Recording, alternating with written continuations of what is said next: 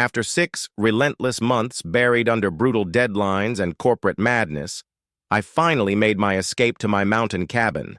No buzzing phones, no video calls, no office politics, just silence, a crackling fire, a fridge full of food, and the whisper of pine trees swaying outside. Paradise. I had invited just one guest, Jake, an old college buddy who now taught law enforcement tactics. He was a quiet man, built like a brick wall but calm and polite, almost monk-like in his manner. He needed the break just as badly as I did. Our plan was simple: hike, fish, and maybe watch some old movies by the fire. But by the second day, peace shattered. A knock, no, more like a violent slam, rattled the front door. Jake glanced at me with a raised eyebrow as if I'd been expecting someone. I shook my head. I cracked the door open and found her standing there. Sunglasses, clipboard, and a scowl that could sour milk. "You can't be here!" she barked. "I'm Karen Prescott, HOA president of Pine Ridge Estates." I blinked. "This isn't part of any HOA." She shoved her sunglasses up her nose. "According to Section 9B of the 1998 expansion, these cabins fall under HOA authority, and I don't see a visible parking permit." Jake stepped forward, his presence filling the doorway. "Ma'am, this is private property. You're trespassing." Karen's eyes narrowed, locking on him.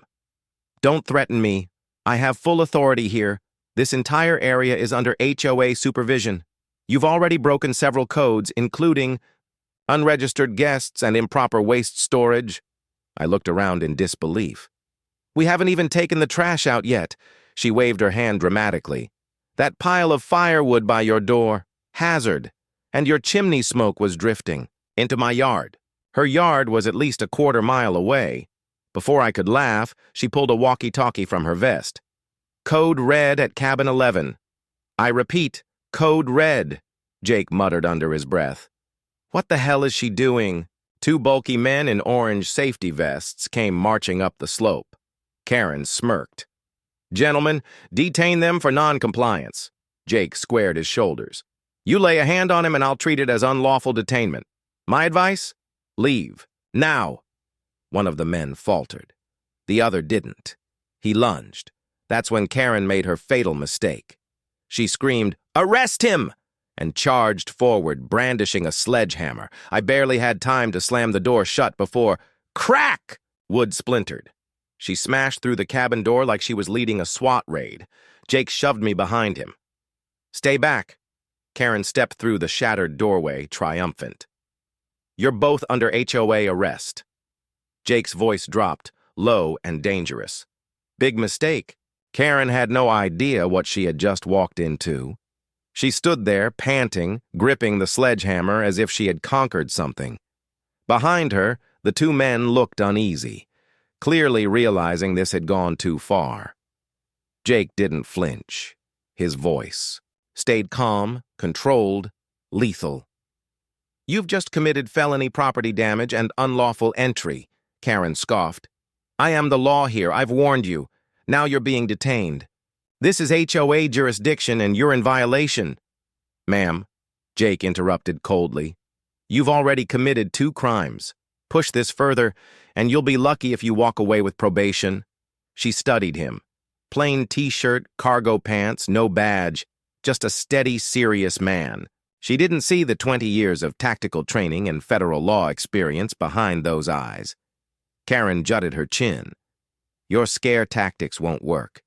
This is my community, and these rules are enforceable under the HOA charter. I have full authority to detain you pending citation review." Jake moved slowly to the counter, picked up his phone, and dialed. "I'll let the sheriff decide." Karen sneered. "The sheriff answers to me. I don't need a warrant when you're blatantly violating community policy." One of the men in the vests shifted uncomfortably. "Ma'am, maybe we should—" Karen spun on him. "Don't question me. You're here to enforce." Jake's eyes locked on the man. "What's your name?"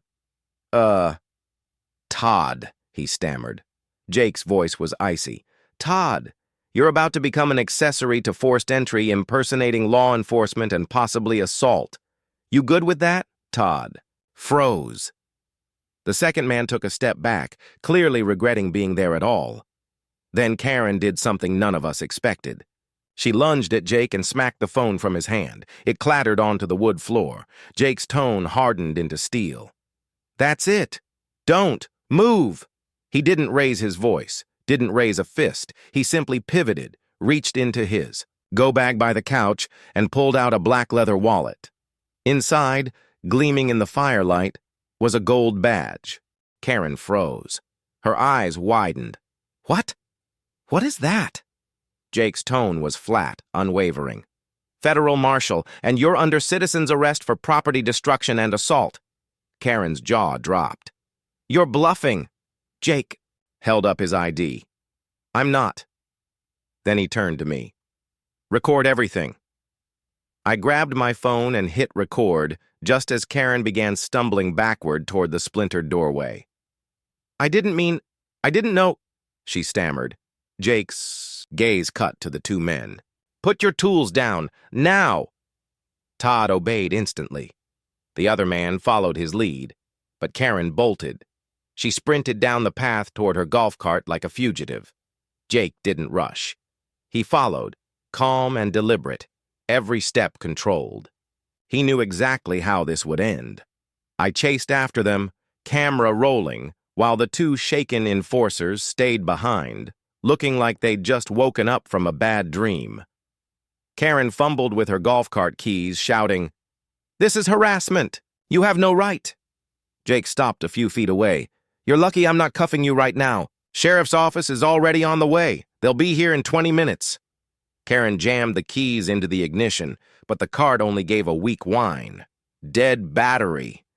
Jake tilted his head. Should have maintained that cart better, Karen. She leapt out desperate and tried to flee down the gravel road, but slipped hard, landing on her hip.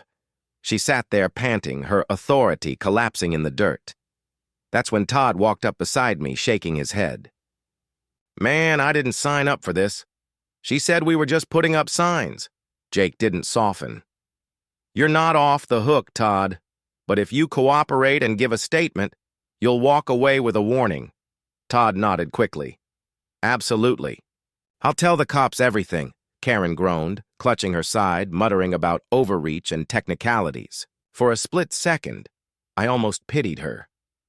Almost. Jake crouched beside her, voice low and steady. Karen, you smashed someone's door. You attempted a false arrest.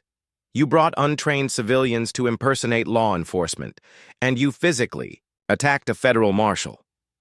You're lucky we're not zip-tying you right now. Her lip trembled. But I was just enforcing HOA rules. Jake stood, towering over her. HOA rules don't override state or federal law. You don't kick down doors because someone forgot a parking pass. I kept my camera steady. And this is all going online, every second. Karen's head snapped toward me. You wouldn't dare! I smiled. Already uploading to my cloud. You wanted to make an example out of me? Let's make one out of you. Minutes later, a sheriff's SUV crunched up the gravel road. Two deputies stepped out. Jake calmly handed over his badge, gave a concise rundown, then gestured to Karen. She's your problem now. The deputies surveyed the shattered door, Karen on the ground, and me recording. One turned to me. You pressing charges? Oh, definitely. Karen went pale. You don't understand. I own this neighborhood. Jake smirked. Not anymore. The way. Deputies pulled her to her feet, cuffing her despite her wails. I'm the HOA president. This is an abuse of power, she screamed. But they didn't flinch. One read her rights, the other secured the cuffs. Todd gave his statement right there, explaining how Karen lied, promising them gift cards to help deal with squatters. The second man nodded, admitting, she just said it was to scare them. Jake stood silently to the side, arms folded, calm as stone. Then the sheriff himself arrived. Gruff, gray-haired, the kind of man who'd seen it all. After hearing the details and checking Jake's credentials, he turned on Karen. I warned you last month. The drone incident was already too far. Now you break into someone's cabin? Karen flailed for justification. They were disrespecting community standards. The sheriff cut her off. This cabin isn't in your jurisdiction. You've been told that before. Now you're facing felony charges. She was loaded into the cruiser, sputtering excuses no one believed. By then, a crowd of cabin owners had gathered, phones out, recording every second. That night, the videos went viral. Jake and I sat on the porch, our door temporarily patched with plywood, watching the story climb the trending charts. Titles read, HOA Karen, arrested by federal marshal after breaking into cabin. Mountain Justice, Karen tries to arrest. The wrong guest. Don't mess with a marshal. Thousands of comments poured in. Most cheered. Some offered legal tips. A few even donated money for a new door. By week's end, Karen was out on bail, but her reputation was destroyed. Her HOA board called an emergency vote and stripped her of her presidency. Turns out she'd been bullying residents for years, issuing fake fines, inventing rules, even spying with motion-activated cameras. Our incident was the final straw. She now faced multiple charges: trespassing, property destruction, assault, and impersonating law enforcement. Her lawyer begged for a plea deal. She accepted community service and probation, but the public humiliation would last forever. I replaced my door with a reinforced oak slab engraved with the words, "No Karens beyond this point." Jake received an official commendation for professionalism during an off-duty incident. I got him a custom mug that read, HOA this, Karen. A few weeks later, an anonymous note appeared in my mailbox. Please take down the video. I've lost everything. I didn't reply. I just smiled. Next time, don't mess with the wrong guest. And if that takedown gave you chills, smash that like button and subscribe for more real justice moments. Got your own HOA horror story? Drop it in the comments. I read everyone. And remember, around here, Karens don't make the rules. They get taught the lesson.